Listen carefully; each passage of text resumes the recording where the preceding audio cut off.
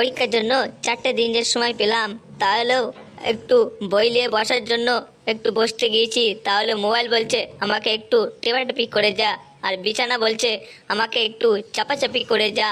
তাহলেও আমি কি করব? 2-1 দিনের মধ্যে একটু পড়াশোনা একটু বলে ভালো করে পড়াশুনো করব, তাহলেও সেটা হচ্ছে না। কি করি আর না করি এটাও ভেবে পাচ্ছি না। হে উপরালা, আমাকে তুলে নিন উপরালা। কি গো মদনদা, তুমি কি কোনো মন্ত্র পাঠ করছো নাকি?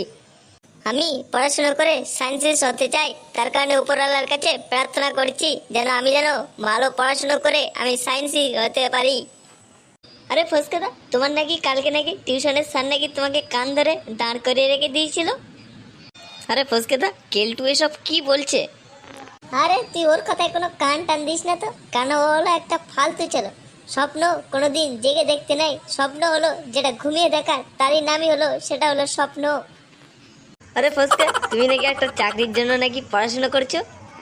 হ্যাঁ রে, আমাকে নিয়ে সবাই স্বপ্ন দেখে, সেই স্বপ্নটাকে আমি পূরণ করব বলে, তার কারণে আমার চাকরিটা দরকার। আরে ফসকে ভাই, তোমাকে নিয়ে কি এমন সবাই স্বপ্ন দেখে? আমার বাবার স্বপ্ন যে আমি যেন ইঞ্জিনিয়ার হই, আমার মায়ের স্বপ্ন আমি যেন পুলিশ অফিসার হই, আমার কাকার স্বপ্ন আমি যেন ডাক্তার হই। ফসকেদা, তাহলে তোমার কি স্বপ্ন? আমি তো ঠিক করে নিয়েছি যে সবার স্বপ্ন আমি পূরণ করব, তারপরে আমি ভালো স্টুডেন্ট ও মাস্টার হব। আরে ফসকেদা, তুমি যে ডক্টর, ইঞ্জিনিয়ার ও পুলিশ অফিসার হবে, তাহলে কোন সাবজেক্টে নিয়ে পড়বে? আমি তো সোশ্যাল সায়েন্স নিয়ে পড়ব। এই সবাই চুপ, স্যার আসছে। Good morning sir. Good morning sir. Good morning sir. Sir, নতুন বছরের শুভেচ্ছা। Good morning sir. Good morning sir. Good morning. আরে বল্টু, মদন কই? মদন এখন স্কুলে এসলো না কেন? আমি স্যার, সেটা আমি কি করে বলবো, কেননা ও তার আমাদের বাড়িতে থাকে না যে আমি বলতে পারবো।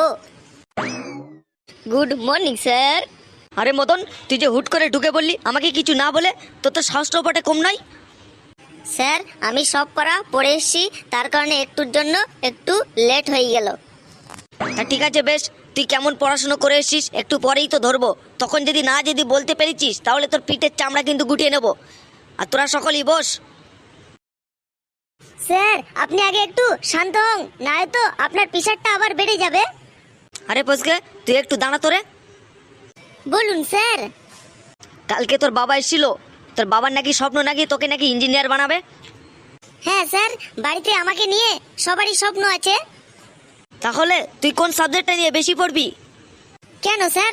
Social science. তুই তাহলে সোশ্যাল সায়েন্স নিয়ে তাহলে তুই ইঞ্জিনিয়ার হবি। তাহলে তুই বলতো কার্বন ডাই অক্সাইড কাকে বলে? স্যার, এক side, leg side, beach side, outside একে বলে কার্বন ডাই অক্সাইড স্যার। কি সাংঘাতিক রে, তুই এইসব পরে কি সায়েন্সে হতে চাস? জি স্যার, আপনি একদিন আমাকে দেখবেন, আমি একজন নাসাতে কাজ করছি, নাসাতে। আমি বুঝতে পেরেছি, তুই সোশ্যাল সায়েন্স নিয়ে তুই নাসাতে কাজ করবি না। তুই ওইভাবে বেঞ্চির ওপরে দাঁড়িয়ে থাক। আরে কেলটু, তুই উঠে দাঁড়া তো।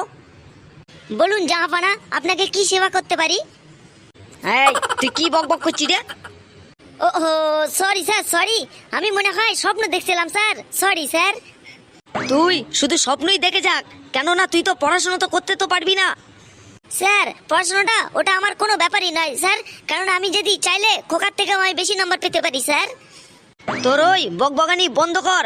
আমি যে প্রশ্ন করব, প্রশ্নের যদি উত্তরগুলি ঠিকঠাক ভাবে না দিতে পারিস, তাহলে দেখতে পারবি যে কত ধানের কত চাল। স্যার, আমাদের ধানের জমি আছে, আমরা দেখেছি একটা ধানে একটাই চাল হয় স্যার। কেলটু, তুই কিন্তু বেশি বকবক করবি না। কেলটু, তুই বলতো ক্লাস শব্দের মানে কি? স্যার, কেরাস হলো যাকে তুমি এহকাল ও পরকাল ও গতকাল কখনো ভালোবাসার সংসারে কিছুতেই পাইবে না, তবুও তুমি তাকে চাইবে, কল্পনা করিবে এবং কয়েকদিন পর পরিবর্তন করিবে, তাকেই কেরাস বলে। সুতরাং ক্লাস একটি স্থিতিশীল নহে, ইহা সর্বদাই পরিবর্তনশীল। তোকে আমি ক্লাসের মানে বলতে বললাম, তা তুই কি উল্টো পাল্টা বকছিস? কেলটু, তুই বলতো কার নেটওয়ার্ক স্পিড বেশি, এয়ারটেল, ভোডা না জিও?